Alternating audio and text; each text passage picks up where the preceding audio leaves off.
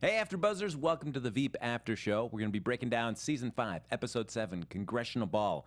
We'll be talking about the fine art of wheeling and dealing in the White House and the best place to put a box of White House M&Ms. Stay tuned.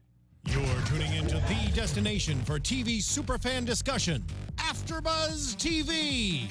And now, let the buzz begin. Look at that. Hey, everybody. Hey. Look at that. Oh, yes, a little fanfare. We need a little fanfare. Welcome to the Veep After Show here on AfterBuzz TV. How's everyone doing tonight?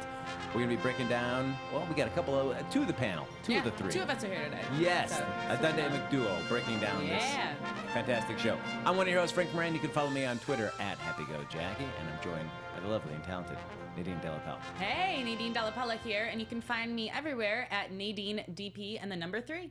Look at that. April is on assignment, as we like to say. On assignment, exactly. Yes. Exactly.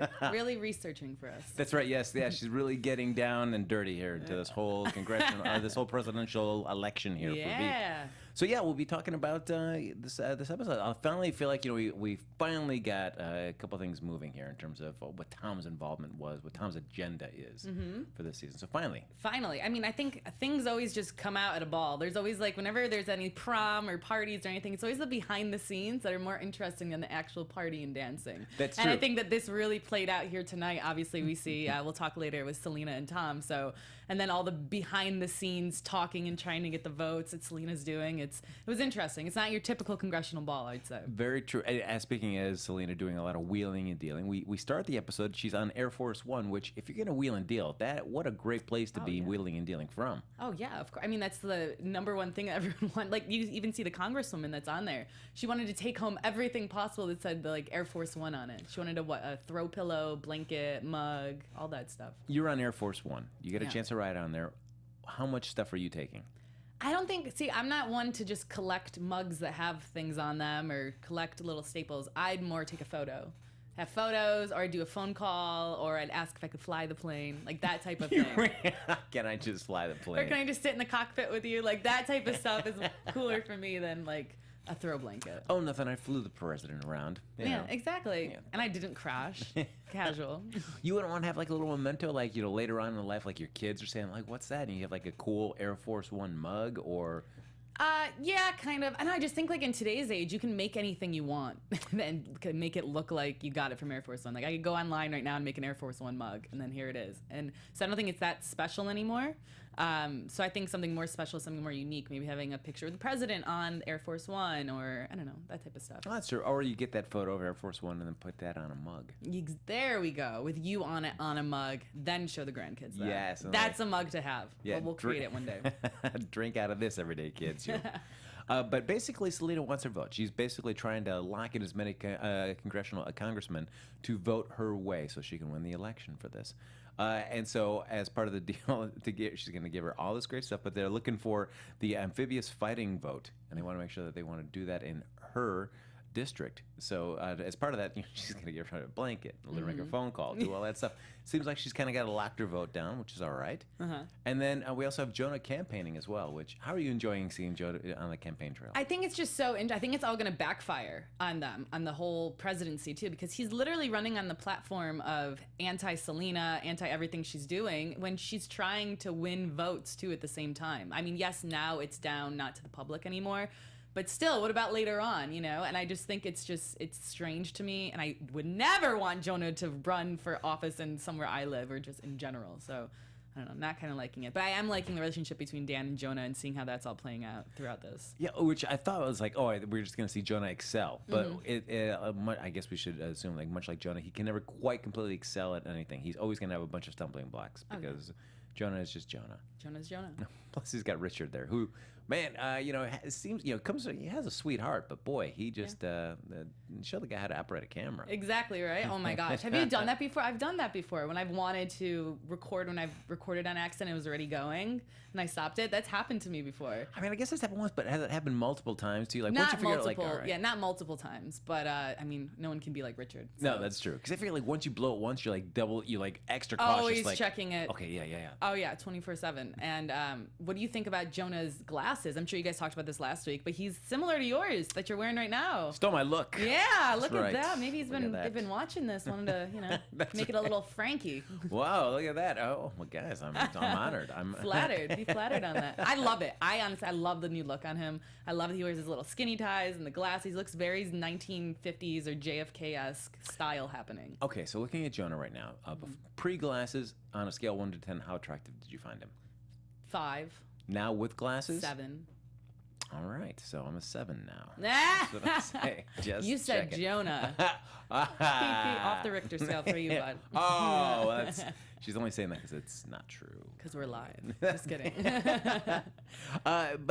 So now I do like Jonah's uncle, though. I mean, Jonah's uncle. Oh my goodness. I mean, as a self-titled kingmaker, boy, man, he just feels like he has his eye on the prize sometimes, but then other times he's just so crass. Yeah. It's like, oh, look at the woman in the third row. Look at the boobs on her. I mean, doesn't it describe Jonah to the T, though, in a sense of how he grew? Because he just automatically starts yelling and screaming and saying random stuff and like horrible things, and that's exactly what his uncle does, and that's how he was taught. And it makes all the sense in the world. That's true. I mean, anytime when your own uncle calls you a Sasquatch. Yeah, exactly. And so that's why he goes around calling Dan all these other names, and oh my gosh, it's such the 4 of them. The fact that the 4 of them are in charge of winning a district is just mind-blowing to me. It's absolutely mind-blowing. Well, that's all going on. We have in the White House, it's holiday time. Mm-hmm. So much like, I guess as the culture is today, you can't just celebrate one holiday. You have to celebrate all of them, especially in the White House. Yeah. So walking through there, I mean, you see decorations commemorating every sort of holiday, no matter how obscure, which always seems delightful. And Mike is getting a lot of questions about, as he describes, Catherine's condition. Yes, Catherine's condition. And that was the best line ever when she goes, Selina was like, Mike, it's not a condition. She's not a werewolf. She's just a lesbian. But it would make a lot of sense why she always has hairy legs. Yeah.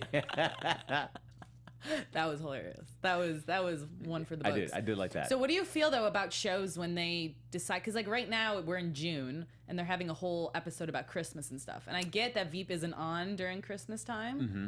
But for me, it's kind of just like a disconnect in a sense. I don't know why. I like watching TV shows when the storyline kind of matches the real world timeline in life. But I guess if it's only like for a few months in the spring, it's hard to, No, that's true. I mean, yeah, and it's more of a compressed since we're dealing so much right after the election. Mm-hmm. So I mean, you really can't stretch the story that far ahead. Exactly. Which is kind of, but it is kind of weird. Isn't it seeing like Christmas and presents, and I'm like, oh, come on, it's just summertime. Summer just started. But already you can start seeing the Christmas lights going up at Target. Yeah, right. That little section of the store is one of those things. Yeah. Oh, of course. Hey, they got some ornaments there. If you want to go over there and grab some ornaments, go ahead. Get early deal. Lots of specials.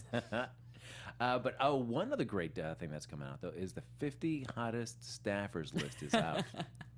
Oh boy, what a great list. This is hilarious. And so Dan is ranked 26 on it. Yep. But then, surprisingly, Gary is ranked 21 on the list. He beats Dan. No doubt. Like, how does he? And Amy isn't even on the list. Amy's not even on it. So it's just like, how did Gary, which is hilarious at the end to find out that, because they go through the entire episode of Gary just like being upbeat about it, but no one else really wants to talk about it because they're kind of upset that he's on it. They're like, how the heck is he on it? Like this, what the heck?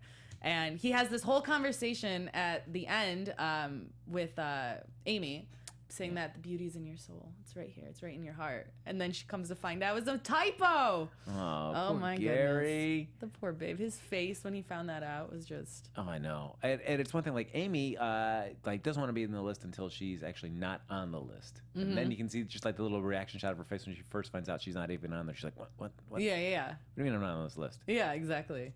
Everyone pretends they don't want to be on the list. All that things like, oh, who cares? But when... secretly, everyone wants to be on the list. You know what I mean? Yeah. Why wouldn't you want to be on the list? You have to play it off cool, though. That's what she did. You want to seem like a hot deal. I mean, but Kenny Caruso, the one that cannot seem to get a job in the White House, does get number 17 on the list, and it spins off for her. She's got a fiance now. Yep. Look at that. He's got a great deal. And in fact, it was supposed to be her fiance that was supposed to be on the hottest list until the typo happened, and then our Gary got placed in his place. So yeah. So I mean, what would they do? They're not going to go back and fix it. So I guess he just lives for this year being on the top 50 list. No, hey, I mean, it was already working out. We had one lady came by, wanted to introduce him to his daughter, who has a kid, but he's really nice. Yeah. Like, oh, sure, why not? Maybe he'll get set up. Hopefully, something will happen with Gary in the romantic Why aisle.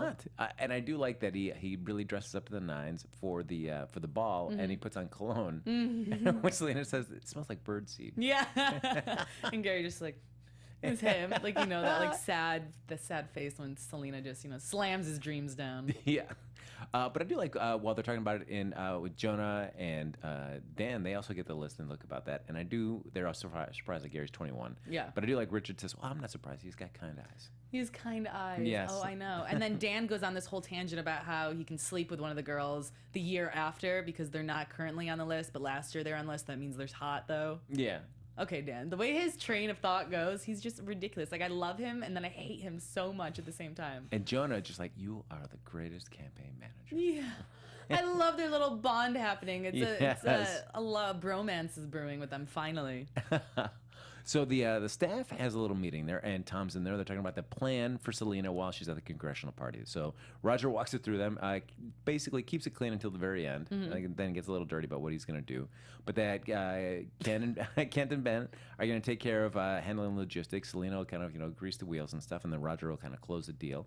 And Tom's going to be there as well, helping out. And so when everybody leaves, Selena does a little 180, circles back into the office, says, "What's up with Tom?" Yeah. Finally, yes. That was hilarious because at first I didn't realize that it was because Tom left. I thought that she had left early the meeting. And she's like, oh, goodness, we have something else we have to discuss. And then I realized Tom wasn't there. I was like, oh, I get it. I get the joke now. And that's hilarious. And then the funnier part, though, was at the end when Mike decides to pop in. And he's like, I was just making sure there was no meeting about me. Like, if there ever would be. Like, really? Not today. Not today. What a paranoid way to start thinking about life. It's like, oh, every meeting I leave, now I have to double back in to see if they're actually staying to have a meeting about me. Right? Like, when you're in that, you're like, uh-oh, I've never really, this is my first time with this. How many times has this happened before? Have I been the topic of discussion before, you know? I would then make my move is that I always be the last person to leave any meeting I'm in, Yeah. just to make sure. There you go. I'm just going to sit here, check my email for a second. Oh, I'll get out in a sec. Until they all go to another conference room without you knowing. See, it can always, the anxiety's still there. Oh, man. But yeah, no, we're figuring out what Tom's deal is. Everybody's like, well, is he trying to go around us? They said, well, hey, we offered him, VP. I do like, what better job is there than VP? And Selena's like, hey, anything. Yeah, anything's better than that. She hates it so much. And Selena realized maybe she did the wrong thing by not offering up that treasury position to Tom when he asked for it. Could be coming back to bite him. Well, I think a lot of things that she does we're gonna see come back to bite her. Just like any politician, you make all these false promises, and then you think that it's just a promise that whatever they'll forget about it. But no, people, they'll do shady things right back to you. Oh no, I mean it's so easy in a position of power to make all these false promises, but you have to realize that everybody you're promising to, they're gonna remember this. Yeah. Heck yeah, if you have the president of the United States promising you something, heck yeah, I'm going to lock that in and yes, I'm going to remember this. Of course. And then the people that you false promise to, they are in a position of power to do things as well, you know? yeah. It's not a dictatorship. They still have control and power over things. So, I don't know. Politics, crazy business. Can't get into it. But then we have Jonah back up there doing a little debate prep, which I do like that. And Richard, man, really knocking it out there in the debate prep. Even Jonah's uncle just really impressed by him. Yeah, I mean, is that a good thing that Jonah's uncle's impressed by him? Well, he's a kingmaker. Yeah, I get it. But still, it's just, I can't take a lot of things that he says out of his mouth seriously recently. Yeah, but I guess like with Richard, he has those moments of like, wow, all right, this guy seems really sharp. And then those just moments of like, no. Oh my gosh. So who would you rather see, Jonah or Richard as the person running? Well, I mean, certainly just humor-wise, it's going to be more fun to see Jonah running and Jonah winning if he did there, and just have him feel like he has kind of like some kind of power finally. Yeah. But Richard doing it would be like, oh, sweet, but I don't know if I'd see as much humor coming from that. Gotcha. Because you'd see all the idiotic stuff he says and stuff, and it's funny, but to a point where it's like, I want to strangle you. Why are you saying this? Yeah, more than Jonah being awkward and weird and funny. Because I feel like Richard genuinely wants to help. Yeah. And I feel like Jonah just wants to basically help himself. Mm-hmm. So I feel like if he wanted to be like, what do I get out of this? Yeah, exactly. What are you going to do for me now that I have some kind of power position, that you need my vote for something? Exactly. Oh, goodness, Jonah. But then we find out the big debate, the big scandal for Jonah right now is that he said that he said a wrong town was actually in his state. It's like, it's like, you grew up here. How do you not know all the towns here? Yeah. And then he was saying, because I was supposed to learn in second grade, and basically calling out his opponent who was his second grade teacher, which I think is hilarious that he's running against his second grade teacher. It's just, it just shows like how small of a town and how small of a district that is, that, you know, this woman is actually running and winning for it as well. And, you know, and to hold on to some kind of like perceived like animosity towards a second grade teacher. Like, I'm thinking like my second grade teacher, and she was fine. I mean, I didn't really actually I liked a little bit better than my first grade teacher. I was like not a fan, but now looking back, it's not like I hold like the grudge to my first grade teacher. Like, right? Oh. Well, you're also not Jonah. You don't have the level of mental capacity like Jonah has. So that's good that you don't have that. It's a good thing. Oh, is it? Okay, Oh, yeah. okay. Just letting you know. All right, thank you. So then we actually find out that Selina, talking to Catherine and Marjorie before the big event starts, wants to find out how do they want their relationship kind of talked about. Do they want to be do you want to be out like Ellen is about the whole gay thing? You want to be kind of secretive like Jodie Foster? That's really funny that you said that. Yeah. I was not expecting that they were going to say we want to keep it private, though. I just figured that they would want to keep it out. But in this sense, this is what's going to hurt Selina, is because Selina can use this now to her benefit, you know, for all the liberals and stuff. And that's why we see that's funny when they were at the ball. And then there's the congresswoman there who does a lot with gay rights and stuff. And so she slyly gets a picture with the four of them, with Catherine and Marjorie. And I thought that was incredible on her part, because she's going to use that now. And she's going to be like, who cares what you say, Catherine? I'm going to use this for my own benefit, as per usual. Because I feel like Catherine has never been like one of those that's like, it's about me, or it's never been in any kind of, she has been more of a wallflower, kind of faded into the background. So it doesn't surprise me that she'd want to just kind of keep this private into herself. Yeah, we didn't see her with a camera today in this episode. No. So maybe now the documentary is just an editing phase. Oh, it could be, which Right? I feel like that's just a ticking time bomb, because when that comes out, there's got to be some stuff. I in hope there. they do just an entire episode of just the footage. Because wouldn't that be funny? Yes. Just seeing the footage. Like, they could do like a whole thing about all the blooper. Like, it would be hilarious to me. I would And I love feel it. like every scene would end with Catherine. Catherine, get out, get out. So then we see we see that the ball is in full swing. Selina is doing a lot of wheeling and dealing here, and finding out. Hell, I do like talking to Congressman Yeager, where Gary just leans in by like his staff. He's like, "Oh, I want somebody for my staff. She's a prostitute." Yeah, because what else are you gonna call like these escorts that come with them? Yeah, she's someone for my staff. And so that's what I thought she was gonna use when she was yelling at him in the room, the congressman in the room by himself. I thought she was gonna bring it up that she was gonna blackmail him for bringing like the prostitute, but she didn't. She just basically, because everyone has, you know, these girls, I'm assuming that they bring around and stuff. So, but she just went on a whole different tangent about what she does in him. Great, so. Yeah. So we find out what Tom's plan is, and that is to get as many people to abstain from voting as possible, because if the vote doesn't happen, it goes and defaults to the Senate, and they get to decide who's president, which all of a sudden Tom is well loved in the Senate, an easy way for him to become president. Which is insane to me. Absolutely insane. But I mean, good for Tom. Good on Tom for that. As I said, that's like, a smart move. Yeah, because I said, Kent says, like, hey, I explained that at the beginning, and Selina says, oh, I tuned that out, but they all realize that Tom, man, he just dialed into all that kind of like, you know, the little nitty gritty stuff about the fine tuning of congressional law and stuff. So once Selina finds out what that is, oh man, I like that scene. He just calls time out on the dance floor. Oh my gosh. Ooh. He couldn't escape. He couldn't run away from it. His face was just like, uh-oh. I would be terrified. If Selina called me out like that, I would be absolutely terrified. Yeah, and the way that he's usually he's been pretty, pretty smooth operator. But then when he gets a little flustered right there, knowing that he's been caught, like, oh, I was like, excellent. Goodness, excellent. So they go into an office and they really have it out. Oh yeah, they're screaming. They're using crazy words against each other. Yeah, and we find out that it's all about how much of it is tied in about like this time at the cabin with the shoes, and did they want to have sex that night? Did he want to have sex with her? How can you not remember you wanted to have? You can remember my shoes, but you can't admit that you wanted to have sex with me. Yeah, and he goes, yeah, I'm gay or whatever. He's like, she's like, only a gay man remembers shoes. He's like, yes, Selina, I'm gay. And then she's like, just tell me you want to have sex with me. Well, and using other words. Oh yeah, and it happened. They do. They have sex. Oh my gosh, and my mind is weird. I don't like it. And who walks in but Gary? Of course. Well, at least it's Gary. Like, thank God every time it's Gary, because like that door's always unlocked. Every time she's doing anything crazy, the door's unlocked. Like, she hasn't learned yet. But Gary's face and just reaction to just like, ugh. Oh my God, he walks. I thought he was gonna stand and protect the door, but he couldn't even do that. He just slithered away. But then did you see Tom's face when he leaves the room? He comes back to the party. His face is like, oh my sweet Jesus, what just happened? Yeah, like, and she comes out all happy and smiles and, you know, ready to go kick some more butt. And I do like her.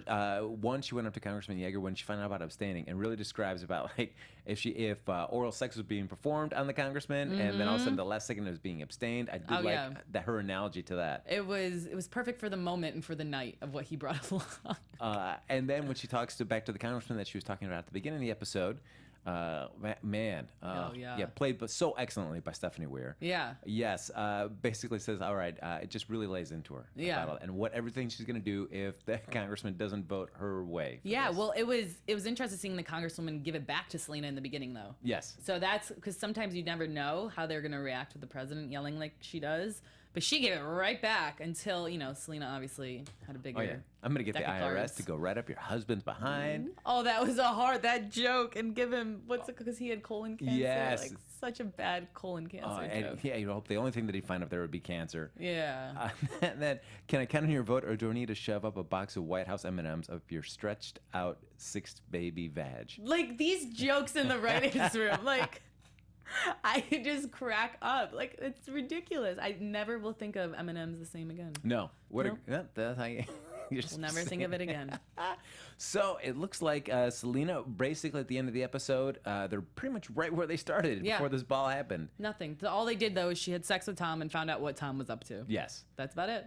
And I feel like every episode so far is there's some kind of problem. They end up just trying to solve it. They don't really gain anything, but they don't lose anything. Exactly. They just get back to the status quo. Just back to the status quo with other things just happening and having to deal with it. So we'll see what happened next week, though. Oh, my goodness. So that brings it to the end of episode 7 of the season. Only 3 episodes left for this phase. Where has the time gone? I have no idea. It's flying by. Yeah. But folks, you can like us on Facebook, follow us on iTunes, give us those 5 stars there.